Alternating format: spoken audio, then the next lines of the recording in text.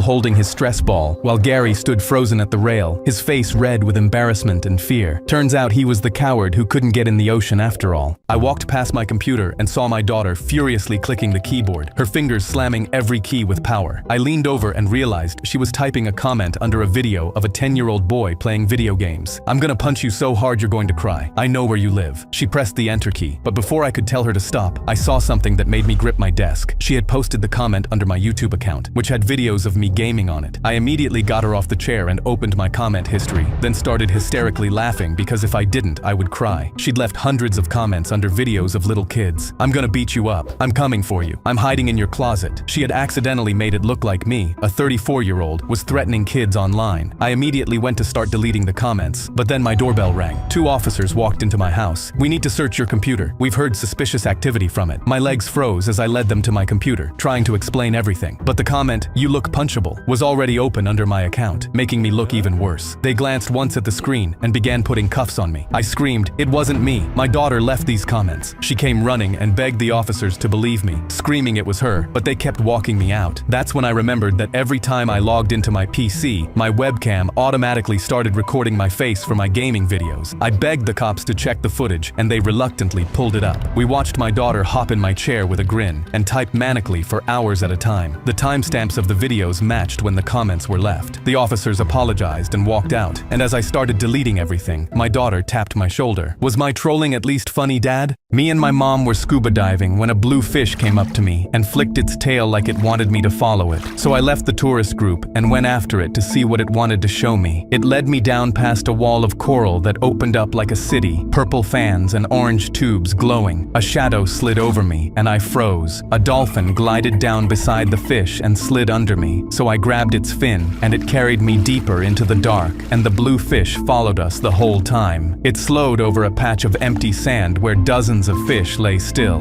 The blue fish swam around them in a circle extremely quickly, like it was waiting for me to swim down and pick one up. I swam down and reached for one with trembling hands. But when I held it, it didn't feel like a fish. It was hard, like a toy. And when I turned it over, a seam ran down its belly, stamped with tiny letters and a number. I pried it open, and behind the eye was a glass lens, and a red light blinked back at me. It was a camera. I held it up to show the blue fish. It flicked its tail and turned for the dark, like there was more to see. I was just about to follow when a hand closed on my arm and yanked me back. Mom dragged me up and tore my mask off the second we reached the surface. I was worried sick. "You do not swim off like that, ever." I tried to tell her about the fish, but my hands were empty and I knew she wouldn't believe me. The next day I tried to convince my mom to go back and book another scuba dive, but the shop was shut, the boat's gone, the number on the door was crossed out in red. Now when I get in the ocean, I watch the fish to see if any will flick its tail again, and I can't tell which ones are watching me back. My buddy Braden chucked his empty monster can at the cage and screamed, "Yo, you suck!" The fighter froze mid-round. He turned, scanned the front rows, and his eyes stopped on Braden. I tried to grab him and stop him from saying anything else, but he shoved me off to give the MMA fighter the finger. I watched in horror as the fighter locked eyes with Braden and slowly climbed out of the cage to head straight towards us. He ignored me and pointed at the lumpy ear poking out. "Yo, those cauliflower ears look delicious. You get 'em from a boo-boo?" A guy 2 rows back howled, laughing. The fighter crossed the floor and stopped a foot from our seats. He tapped the lump on his ear with one finger and leaned in close to Braden. "No, I got this from 11 years of men trying to kill me in the cage." He smiled ear to ear. Somewhere in there I stopped feeling it. I stopped feeling pretty much anything. Braden opened his mouth to respond, and I completely tensed up, hoping with everything in me that he'd apologize. But he grinned. "So you're slow and deaf. Got it." The fighter waited for Braden to finish, then walked backwards to the cage and opened the latch. He swung it wide, held it open, and tilted his head, smiling. "You think I suck?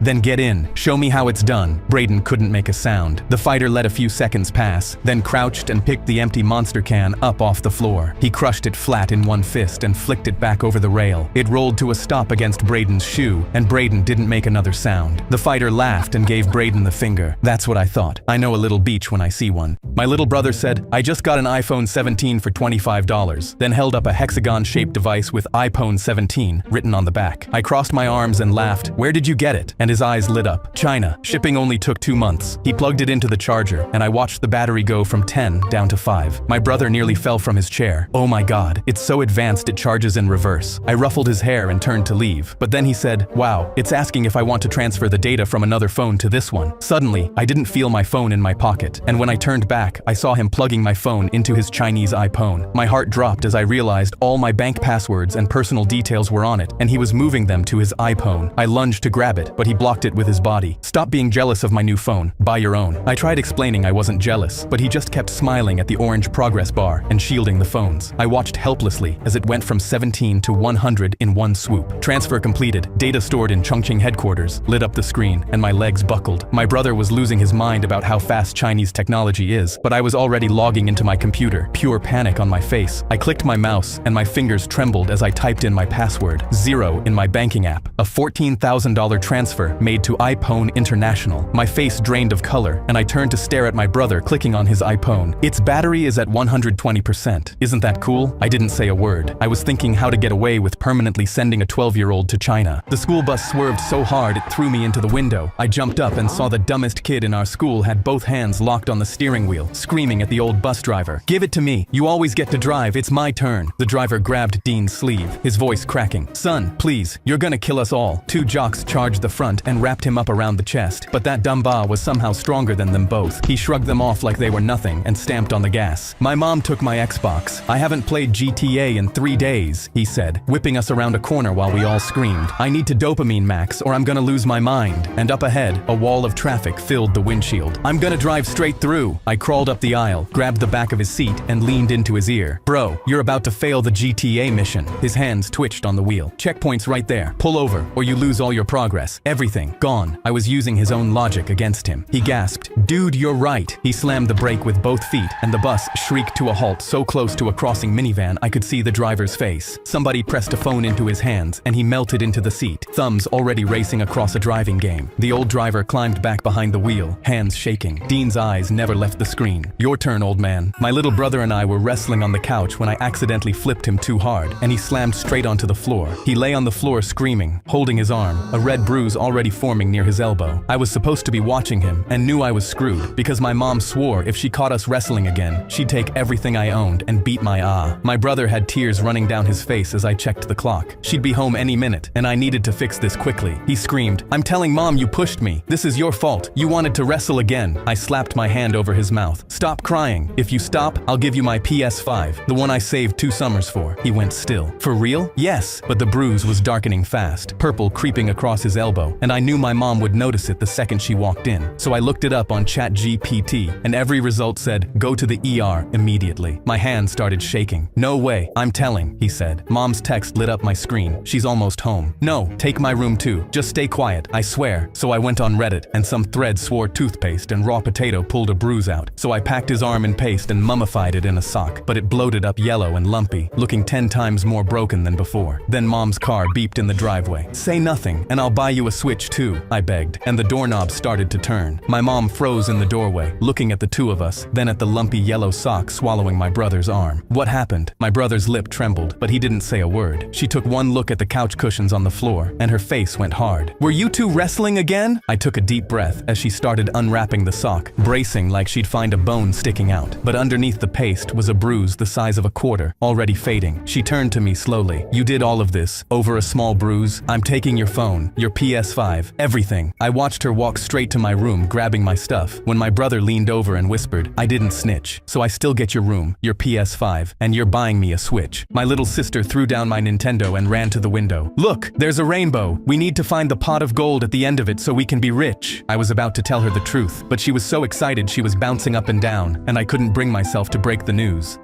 Okay, let's check it out. She grabbed my hand and dragged me outside, and we climbed the fence, and Isabella marched straight through mud that swallowed her boots. Leprechauns only give gold to hard workers. It's the rules. I laughed nervously and had no idea how she was going to react when she found out there was no gold. So what do you even want the money for? She hugged her backpack tighter. It's a secret. I rolled my eyes because I already knew it was probably a new vintage Barbie doll for her collection. Suddenly, I looked up and saw the rainbow was starting to fade. Isabella started running faster, and I knew if I didn't want her childhood to end, I had to think of something fast. I pulled out the $500 of emergency money out of my my phone case and hid it underneath a rock. I waved frantically. "Isabella, over here. I found something. I think it's the gold." Isabella sprinted as fast as her little legs could carry her, and when she saw the money, she screamed so loud birds left the trees. I knew leprechauns were real. She held the dollar bills over her head while the last of the rainbow faded behind her. I thought it was finally over, but 3 days later she came to my room with a brand new Nintendo Switch 2. "I bought this for you with the gold." My jaw dropped in shock. "But your Barbie." I thought. She frowned like I'd said something crazy. "I already have a bajillion of those. You've been saving for a new Switch for months." She bought me my dream with my own savings, and I'll make sure she'll never know it.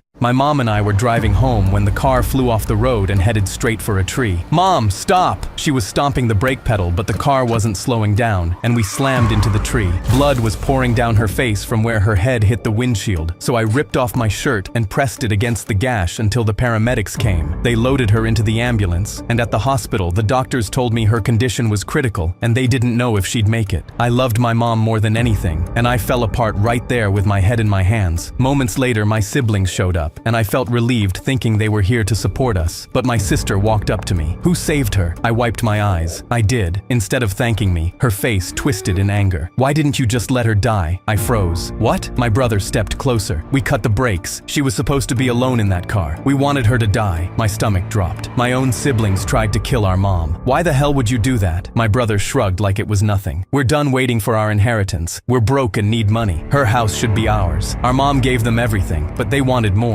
My sister walked over to the nurse. "We can't afford her treatment. Can you just pull the plug?" The nurse looked horrified, but said she'd have to file some paperwork first. The second she left, my brother said, "I can't wait any longer," and walked over to Mom's machines, grabbing the cord like he was going to pull it. I shoved him back as hard as I could. "Get away from her!" But my greedy siblings weren't going to stop until she was dead. My brother reached for the cord again, but then a hand shot up and grabbed his wrist. It was Mom. She was conscious and listening the entire time. "Get your hands off my machine." My siblings went pale, and my sister backed up a step. "Mom, you don't understand. I understand everything. I heard all of it." She struggled to sit up and pointed at the two of them. "I sacrificed everything for you two, and you still want more. You don't even visit me. He's the only one who does." She reached over and held my hand without taking her eyes off them. "Everything I have goes to him now. You two won't get a dime from me ever." Before they could say a word, the nurse appeared in the doorway with the paperwork, and her face was cold. "I saw you pulling on her cord. That was attempted murder, and I already called the police." I opened the front door for the 4th time that hour, hoping to see Rosalie pedaling up on the yellow bike she'd saved all summer to buy, ringing the bell twice like she always did, so I'd know she was home, but she still wasn't there. "Rosalie!" Nothing. I grabbed my keys and drove down every street in the neighborhood with my window down, but I couldn't find her. Once it got dark, I called the police, and they searched for 3 weeks, but found nothing. They knocked on every door on the street, even old Mr. Avery next door, who shook his head and said he'd keep an eye out. They closed the case, but I told myself every single day that I would find out what happened to her. 7 years later, I was on my way out to put up more missing person posters when I noticed Mr. Avery's kids were having a garage sale. He had just passed away, so I walked over to give my condolences and froze in the middle of the driveway. A bright yellow bike was leaning against a folding table with a $5 price tag on the handle. I picked it up, turned it over, and found her initials scratched into the bottom of the seat. The woman behind the table smiled at me. "You want it?" I put $5 down on the table and carried the bike home without saying a word. I sat in my garage staring at it and thought about the man who had lived 30 feet away from me for 7 years. Then I picked up the phone and called the detective who worked Rosalie's case. "I need you to come to my house right now." They searched the property the next morning. I stood on my porch and watched them carry things out of his shed one by one until one of them stopped, looked inside a box, and went very still. The detective crossed the lawn toward me, and I already knew from his face. I could not speak. He put his hand on my shoulder. "We found enough evidence. It was him. The man who took my daughter had lived 30 feet away from me for the last 7 years, and even his own children never knew who he really was, or that they'd sold me the one piece of my daughter I had left." I was working at a retail store on Black Friday when I saw a huge crack on the ceiling. My heart skipped a beat because I knew this wasn't good. I looked around. The store was packed beyond capacity. I ran to my manager for help. "There's a crack in the ceiling. I think we're over capacity. For safety reasons, maybe we should remove people." He cut me off. "We're about to hit $60,000 in sales today. Get back to work or you're fired, peasant." He didn't see customers. He saw walking money bags. I didn't want to get fired, so I went back to work. But 15 minutes later, the crack was wider. Dust was falling on customers' heads. I I went back to him. It's getting worse. What if it collapses on everyone? He pointed at his clipboard. We're at $87,000 in sales. I don't care about a crack on the ceiling. I care about chasing the bag. Don't bother me again. My gut was telling me not to ignore it, so I took a photo of the crack and sent it to my brother, who's a contractor, for advice. He texted back immediately, "Get everyone out now. It will collapse and kill everyone." My heart dropped. I started telling my coworkers. They looked up and panicked. The manager saw us and stormed over. "Put that phone away or every single one of you is fired." Then a huge chunk of the ceiling crashed down and shattered a TV display. Customers screamed. Without thinking, I ran and pulled the fire alarm. Sprinklers went off. Everyone started rushing toward the exits. The manager charged at me. "What have you done? You're paying for all of this." Then the fire department showed up. A firefighter looked at the building and told the manager, "This building is going to collapse any second. You need to get out now." But my manager refused. "You guys are pussycats. We're about to hit $100,000. I can't leave now." He walked back inside. The customers, employees, and firefighters stood outside staring at the building, waiting for it to collapse. You could hear the cracking from the parking lot. Then the roof buckled. The whole building folded in on itself. Crash. But my manager was still there with his clipboard. It took rescue teams an hour to pull him out. He was unconscious and broken. I went to see him at the hospital, and he was in a full body cast. His eyes followed me as I walked in. I pulled up a chair and held up his clipboard. $100,000 on the dot. His eyes lit up. He slowly raised his hand and gave me a thumbs up. He was a poopy manager, but he would die chasing the bag, and honestly, I respected it. My daughter took out her extremely short shorts from her shopping bag. "Look, Dad, aren't these cute? All the girls in my new school wear stuff like this." My face drained of color as she kept going with her shopping haul, because she started pulling out extremely cropped crop tops, sports bras, and short skirts. I opened up her wardrobe. "Honey, those are extremely inappropriate. Plus, I thought you loved your jeans and maxi skirts." She crossed her arms. "I don't see a problem with them, Dad. Stop being so controlling." I sighed because my daughter was giving into peer pressure, and I had no idea how to prove my point to her. Until 2 days later, when I heard her on the phone promising her new friends she'd be at the party on Saturday. That day, I ordered an outfit from Amazon in a size XXS that looked exactly like what my daughter was wearing. When Saturday evening came, she left the house in the shortest blue shorts I'd seen yet, paired with a tube top. I waited an hour before I started driving to the party my daughter was at, wearing the same short blue shorts and tube top she'd worn that day. And as soon as I walked in, the whole party turned to me, and I saw my daughter at the front completely red. Everyone watched as she stormed over to me. "Dad, did you come here in short shorts just to humiliate me and prove a point about a stupid outfit?" I put my hands on my hips and did my best girl voice. "What? They're not even that short?" A few seconds later, someone finally broke the silence and burst out laughing. A girl in the back said, "This is totally something my dad would do." The girl that looked like she was popular smiled. "Maybe this shorts trend is a little weird." My daughter laughed nervously, and I wasn't sure if I just cooked our relationship or not. But the next morning, while getting dressed for school, she took out the jeans buried in the back of her closet. "I guess these are pretty cute too." I was one jump from a new high score in Jetpack Joyride when Mom snatched the iPad out of my hands. Dad towered over me. "You've been playing for 8 hours straight. Go touch grass." My friends groaned from the couch as Mom locked the iPad in a drawer and pocketed the key. "If I somehow see you on this iPad again, you're grounded until college." But as soon as they walked off, I grinned at my friends because I wasn't done flying yet. I led them to my dad's garage, and I strapped 2 leaf blowers to a hiking backpack, taping the whole rig down tight. I will be beating my high score, iPad or no iPad. One of my friends grabbed the straps while I climbed in and hit both triggers. The blowers screamed and knocked me flat on the grass. My friend shouted, "Angle them down, not back." So I aimed the nozzles down and taped a skateboard to my shoes. Every test pushed me higher, a foot up, then level with the porch rail. We had 30 minutes before my parents came back home, and I was determined to beat my Jetpack Joyride high score. I waved everyone goodbye and squeezed both triggers as hard as I could. My feet left the grass. The blowers roared, and I shot up over the roof, high enough to see the whole street. My friends screamed from the lawn, but right as I started counting my jumps through the air, I saw my parents pulling into the driveway. Mom and Dad climbed out and stared up at me. Dad pulled out his phone, and my hands locked on the triggers because I thought he was calling the police. But then I saw he was filming, grinning so wide I saw it from the sky. "How high can you get this thing?" Mom cupped her hands around her mouth and shouted up at me, "Make 2 more." I didn't stay in the air long enough to beat my high score, but every Saturday me and my parents fly over the rooftops. I beat them every time, and my dad hasn't told me to touch grass since. I was on a field trip with my class at the local hospital when I was pulled into another room and handed 2 syringes with different colored chemicals in each. "You, doctor, we need help in here. You have to stabilize this patient." Even though though I was only in high school, I was already 6'4" with a scraggly beard, which is why I guess I had been confused for another doctor. I froze in shock for only a second. She's flatlining. Figure out what's wrong with her and give her the correct antidote. I looked down at the woman on the stretcher. She wasn't breathing, and the beeps coming from her heart monitor were growing weaker by the second. Just then, a man and 2 children entered the room with us. "Mommy! Oh no! Please, you have to save my wife!" A nurse looked at me and said, "We can't figure out what's wrong with her. One of those needles will bring her back, but the wrong one will stop her heart for good. We need your expertise to pick the right one." The panic I felt was white hot, but I had to act. I raised the needle in my left hand and prepared to inject it. I brought my hand down, but just before I broke the skin, a gut feeling told me to switch. So instead, I brought the other needle down almost before I could think. The beeps on the heart monitor started getting stronger and fast. The woman shot up from the table and took a giant deep breath. "I'm alive," she said, coughing up blood. "Mommy, you're okay." Her family ran to her side and they all embraced. The husband put his hand on my shoulder and said, "We can never thank you enough." The medical staff behind me started celebrating. "Doctor, you did it." "I'm no doctor," I said, putting on sunglasses. "Just a kid with the greatest instincts on planet Earth." The dumbest kid in class raised his hand in geography and answered, "The reason the Himalayas grow a little taller every year is because the Indian plate is still slamming into Asia at about 2 inches a year." The entire class gasped and turned around in shock because this was the same guy who once claimed that if you dig down far enough, you will end up in China. I stared at his thick trench coat and knew the answer had to be hidden somewhere inside. Mr. Howard was so shocked that he set down his marker and walked to Doug's desk. He lifted the hair off his ears to check if someone was talking to him with AirPods. Nothing. He tilted his head and asked, "Doug, what is the Coriolis effect?" Doug cleared his throat. "It's the way the Earth's spin curves anything moving across it, so storms twist one direction above the equator and the opposite direction below it, and right on the equator, they can barely spin at all." The class clown Michael stood up and pointed across the room. "Open the coat, Magic Man." Doug grabbed the front and pulled it tight. "No." Mr. Howard reached over and pulled it open. Strapped to his chest in a baby carrier sat his little brother, maybe 6, holding flashcards in his tiny fists. The kid blinked at the staring class and whispered, "Photosynthesis." Mr. Howard crouched down, looked at the boy, then back at Doug. "Getting your little brother to read the answers to you under a trench coat is a lot of effort to raise your grade, and for that, I'm bumping you from an F to a D-." The room that spent all year laughing at him stood up and cheered. Then he turned to the class. "And before you ask, yes, I still believe that you really can dig to China." His little brother just shook his head no. My wife slid a manila envelope across her parents' dinner table and said, "I know about Catherine." Nobody had touched the food. Her dad sat with both hands folded beside his plate. Her brother blocked the doorway with his arms crossed, and Natalie was sitting at the opposite end of the table instead of beside me. I opened the envelope. Credit card charges, hotel photos, screenshots from a contact saved as K. Every Tuesday for 3 months, highlighted in yellow. "Before you lie," her mother said, "we hired someone." My fork slipped off the napkin and hit the floor. I tried to stand. Her brother stepped forward. "Sit down and explain who she is." Every time I opened my mouth, someone threw another page at me. A hotel lobby photo, a restaurant receipt, a text from Kay that said, "Perfect night." Natalie tapped the paper with one shaking finger. "Was I supposed to find out before or after you took her to our anniversary spot?" I said, "Please let me explain." Her dad pushed a folded document across the table. She already filed. Divorce papers. My chest went hollow. "You filed before asking me?" Natalie's brother shrugged. "We wanted proof first." I reached for my phone, but her mother moved between us. "No private conversations. Say it here." That was when tiny footsteps creaked above us. My stomach tightened. "Where are the kids?" Natalie wiped her cheek. "Upstairs." I gripped the chair. "What did you tell them?" Nobody answered fast enough. Her mother lifted her chin. "We told them Daddy made grown-up mistakes and would live somewhere else." The room blurred around the yellow highlights. "You told our kids I was leaving them?" I pulled my own envelope from inside my jacket and dropped it on the table. Cream paper slid out first, followed by a guest list with every name in that room printed under family. K is Catherine Benner, the event coordinator at Grand Lakeview. The hotel charges were deposits. The restaurants were tastings. Perfect night was our vow renewal. Natalie's hands covered her mouth. I unfolded the invitation and pushed it toward her. "Natalie, 10 years later, I'd still choose you." Her father's name was on the RSVP card. So was her mother's. So was her brother's. Nobody touched it. Upstairs, my daughter called, "Daddy!" I walked past the table, picked up both kids, and carried them to the car, while the invitation stayed open beside the divorce papers. Natalie followed me to the porch, crying so hard she could barely say my name. I buckled the kids in and shut the door. "You should have opened my envelope first." My girlfriend ignored me all day, then called at 11 that night. "Come over." I got on my motorcycle, and by the time I hit the highway, I had decided that when I got there, I was going to end it. I was tired of being something she only kept around for when she didn't want to be alone at night. I ran through exactly what I was going to say in my head as I drove to her apartment. Then my front tire hit a wet patch on the highway, and I went over the handlebars. Everything went black. I woke up 2 days later in a hospital bed, and the first thing I saw saw was my girlfriend slumped in the chair next to me with her head on her arms, completely asleep. I stared at her and thought about the speech I had been rehearsing on that highway. When she heard me stir, she snapped awake and grabbed my hand with both of hers. "Hey, I'm right here." Her eyes were red and her whole body was shaking. A nurse came in to take my vitals, and my girlfriend stood up. "I'm going to go get you your favorite snack from the vending machine. I'll be right back, I promise." She walked out, and the nurse smiled. "You're a very lucky man. She was through those doors before the ambulance got here and hasn't left this room once. She came back with a pack of M&Ms, and I tore into them. Wait, what about work?" She sat on the edge of my bed and started to cry. After I heard about the accident, there was no way I could focus on work. She had used every single day of her paid leave at once to stay with me, which caused her to lose a promotion. She wiped her eyes. "It's okay though. You are more important than any of that." I looked at her, sitting there exhausted, and thought about the speech I had been practicing on that highway. I never gave it, and now we've been married for 4 years. I stared down the range at the target with my hands shaking, because if this arrow didn't hit a bullseye, my cousin was getting his face kicked in. Billy had cornered us behind the archery shed with his entire gang around him, and the counselors were across the field setting up dinner tables. Eric stood behind me with the word "Piggy" still drying in black Sharpie across his forehead. Billy stepped up grinning and put his arm on my shoulder. "I win every medal at this camp every year." I shoved his arm off. "If you hit a bullseye, you leave Eric alone for the rest of camp. If I hit one, you do whatever you want." Billy laughed and grabbed a bow off the rack. "Deal." He pulled back the string smooth like he'd done it 1,000 times and let the arrow fly. It landed an inch outside the bullseye, and his gang erupted behind him. Billy turned to me with that same grin and held the bow out. "Your turn, tough guy." I took the bow with my hands, sweating so bad I could barely grip it, lined up the arrow, and started pulling back the string. That's when one of Billy's friends drove his foot into my ribs from the side. I hit the dirt hard, and the bow flew out of my hands. Billy picked it up, walked over to Eric, and shoved the bow into his chest. Change of plans. If Eric wants to be left alone, Eric takes the shot. Eric raised the bow with both arms shaking so hard the arrow was bouncing up and down. Billy laughed from a few feet away. "Just let it go, Piggy. We're all waiting." Eric closed his eyes and let go. The arrow hit the target with a thud that everyone heard. Bullseye. The whole crowd went silent for a second and then exploded. Even some of Billy's own friends were yelling. Billy's grin dropped off his face. He marched straight at Eric and shoved him backward into the mud patch behind the targets. "Stay in the mud where you belong, pig." Nobody cheered. A kid in the back of the crowd said, "Dude, he beat you." Billy whipped around. "Shut up. Nobody asked you." But the rest of the campers were already pulling out their phones, and his own friends had stepped back from him. Billy backed away and tripped into the same mud patch. Eric pushed himself up, walked over, and picked the bow up off the ground. He looked down at Billy with the Sharpie on his forehead running down his face from the sweat. "I think you look better in the mud." I was crying to the doctor, telling him I couldn't pay for my wife's cancer treatment because I had no money. But the doctor cut me off. "Sir, the treatment is already paid for. Your son paid all $25,000. I stared in shock. That can't be true. He's only 16, but the doctor confirmed it. I drove straight home and asked him, "How did you pay for your mom's treatment?" He just shrugged. "I just really love mom." I knew he was hiding something. 16-year-olds don't get $25,000 for doing anything good. Then that night I heard the front door click shut at 2 a.m. My son was sneaking out. I immediately got in my car and followed him to find out where he was going, keeping my headlights off, all the way to an empty lot behind the warehouses. There was a crowd of people, music, cars everywhere, and stacks of cash changing hands. My son got into a beat-up car at the starting line. I realized this was illegal street racing. My heart broke because my 16-year-old was risking his life for his mom. I shoved through the crowd to drag him out the car before something bad happened, but the flags went down and the race started. He launched off the line and was weaving through cars, taking turns nobody should survive, lapping grown men who'd been racing for years. I froze. He crossed the line first, and the crowd went insane. Someone handed him a fat roll of cash. I heard someone yell, "He hasn't lost yet. This kid is insane." My eyes watered. My son had a real gift, and I had to do something about it. I had to get him off those streets, so I started working overnight shifts at a warehouse. With that money, I drove down to the local karting track and signed him up for their racing program. When my son got home, I told him, "Your mom's old co-worker sponsors young drivers. She pulled a favor and got you a spot." He stared at me suspiciously. "This is so random." "Why?" I shrugged. "Mom just really loves you." He smiled. And years later, my wife made a full recovery from the treatment, and my son became a professional racer. My son and I both kept secrets from each other because we both really love mom. My best friend shone his flashlight into my living room from his house across the road. In Morse code, Mike spelled, "Join the Minecraft game." We joined at the same time, and it was our 100th time trying to destroy the Ender Dragon. After 2 hours, the dragon was on half a heart, and I got ready to taste victory. But suddenly the door slammed open, and my mom plugged out the monitor. Summer's over, and school starts on Monday. No more phones or gaming after 6 p.m. But I knew I needed to find a way around it because I promised Mike we'd find a way to defeat it. I ran back to my room, and Mike started flashing his torch again. This time he spelled out, "We need to come up with a plan to beat the Ender Dragon." I responded, "I'm down for anything." He flashed, "Get a pen and paper too, write down what I say." I wrote down every word of his plan with a huge grin on my face because it was so insane I didn't even know if it could work. And at 4 a.m. the next morning, I walked down to the kitchen to get ready to follow through. I opened the cabinet no one touched and took out the moldiest bread I could find. When no one was looking, I immediately ate every slice, and I hoped Mike was following his side of the plan too so we could defeat the Ender Dragon. By the time my mom found me, I was shaking over the toilet for real, and I grabbed her sleeve. "Bring me to St. Mary's Hospital, please." They wheeled me onto the children's ward, and right there in the bed was Mike. We both smirked at each other because the plan worked perfectly, and it was finally time to defeat the Ender Dragon. The second the nurse left, Mike slid his phone from under the blanket, and I pulled out mine. We loaded the world, dropped into the end side by side, and after just an hour, the dragon dropped dead. The whole ward was dead silent, so Mike aimed his phone torch at the wall and flashed in Morse code, "We did it." I flashed back, "So worth it." My neighbor Karen stormed over to my 8-year-old son's lemonade stand and screamed that what he was doing was illegal. Karen had her own smoothie stand across the street and screamed, "You're stealing my customers." My son tried to explain he was raising money for his dog's cancer surgery, but she kicked over the sign. "I don't care. I'm going for lunch until 2. If this stand is still here when I'm back, I'll call the cops." She stormed away, and my son was so scared he started taking down his stand. But I ran outside and immediately put it back up. "But she said she'll call police, Dad. She can call the Pope if she wants. Your stand is staying." His face lit up, and my wife came outside and got in her car. "I have something special for Karen." She drove off, and I instantly texted everyone I knew. Within minutes, most of the neighborhood was at my son's stand, buying lemonade and giving tips, all to support my son's dog and to spite Karen. "I can't wait to see her reaction," my son laughed. My wife came back with her car, and my son's best friend got out with his own lemonade stand. Karen complained about 1 lemonade stand. What do you think she'll say about 2 lemonade stands? My wife drove off again, and both lemonade stands started instantly selling out. My son was getting closer to the surgery target, and when I looked over, someone was writing "Hates puppies" on Karen's smoothie stand. At 2 p.m., Karen's SUV turned the corner. The whole street went silent. She stepped out and saw the 2 lemonade stands, as well as the 2 lines of people. Her face twisted with anger. She screamed, "What the hell?" But that's when my wife pulled in again. My son's dog got out of the car, wrapped in bandages. He started licking my son, and I announced, "Everyone, this is Max, the dog whose cancer surgery Karen tried to stop." She went red with embarrassment and pulled out her phone with shaking hands. "I'm having you arrested. This is a disgrace." But that's when an officer stepped out from the crowd, holding a cup of my son's lemonade. He told Karen, "Kids under 14 don't need permits for a lemonade stand, but your smoothie stand needs a business license. Do you have one?" Her face deflated as the cop walked over to her stand and shut it down. She dropped to her knees screaming, and that's when my son walked over and reached out a cup. "Hey Karen, you just helped me hit my goal. Here's some lemonade." I sat in the truck with my hand on the door, trying to figure out how to tell my dad I wanted to quit swimming. He turned the engine off and reached into the bag between us. "Eat up.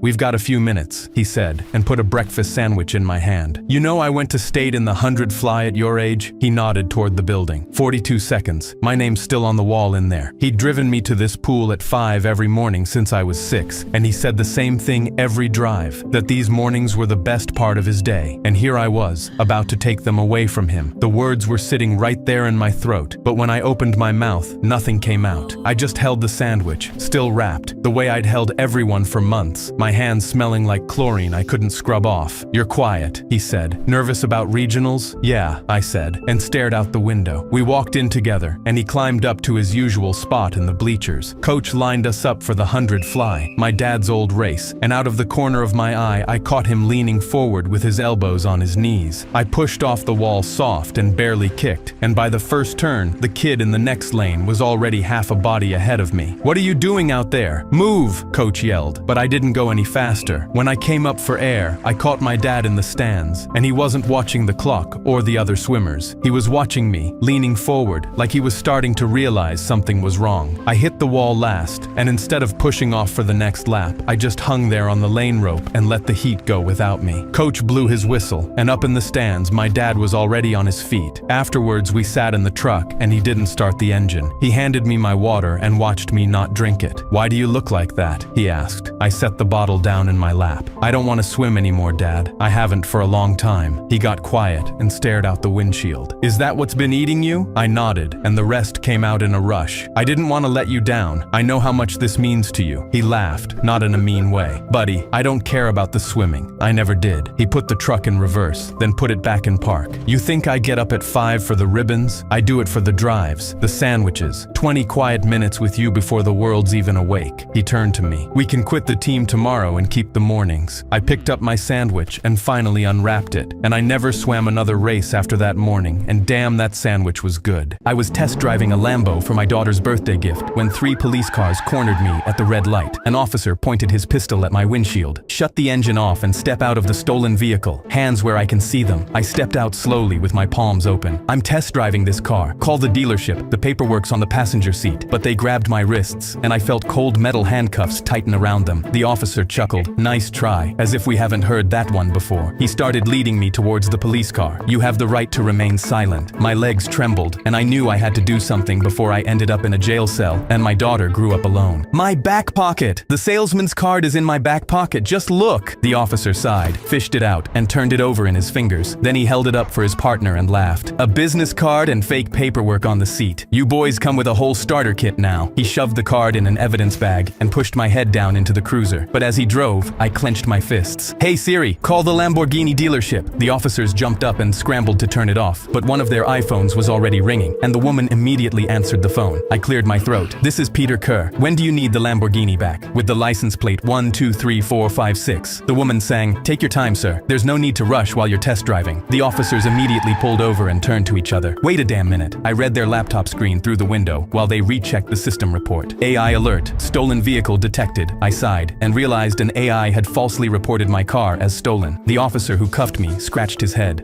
My bad son, but you're free to go." But that wasn't good enough for me, so I threatened to sue them unless they agreed to help with my daughter's surprise. They shook my hand and agreed. So that evening they escorted me while I pulled onto our driveway with the Lambo and a bow stuck to the car roof. I was flipping burgers at my son's 6th birthday when my neighbor grabbed the spatula out of my hand. "Step aside, kid. I've been doing this 30 years and nobody walks away from my grill hungry." He scraped all 4 patties into the trash that I dry brined overnight the way my dad taught me before he passed. Mason had that exact burger on that exact grill every birthday he's been alive, and he just turned 6. My wife leaned in close. "Babe, that's your dad's recipe. Go take it back." But making a scene would wreck the party worse than he already was, so I told her to let him knock himself out. He clapped his hands and turned to the whole backyard. "Folks, gather round. About to show you how a real cook feeds 30 people the best burger of their lives." He gave my seasoning a sniff and chucked the whole jar into the grass. "Salting before the sear. That's how amateurs kill a burger." So he cranked all 4 burners to the top and dropped a fresh stack of raw patties down. My chest went tight watching a stranger run his mouth over my dad's grill, but I kept it shut for Mason. Then he pointed the spatula at me. "Run grab the spare propane out of my garage, kid. A real cook's always thinking ahead." I told him this batch was already going, but he waved me off in front of everyone, so I walked across 2 yards holding his tank while he played host to my son's party. By the time I got back, he had the lid clamped down, guarding it, telling the parents about patience like he'd invented it. Mason tugged my leg and asked if the new guy made it the way I do. I didn't have an answer for him. The line of kids behind the grill kept getting longer, paper plates empty, and my son kept looking up at me like I'd let somebody take the one thing that was supposed to be ours. He let everybody stand there another 10 minutes, then raised both arms for quiet. "All right, this is how the big boys do it." He flung the lid open, except no smoke came out. The flame was dead. He cranked all 4 burners wide open and run his own tank bone dry, never once checking the fire underneath him the whole time he was lecturing. He grabbed the first patty and flipped it, black as a hockey puck on the side that caught the early heat, raw and cold in the middle where the grill quit on him. The whole yard went quiet. "It's fine, it's a sear," he said, and took a huge bite to prove it in front of all of them, then gagged and spit it back into his hand. A kid in the front laughed first, then the rest of them,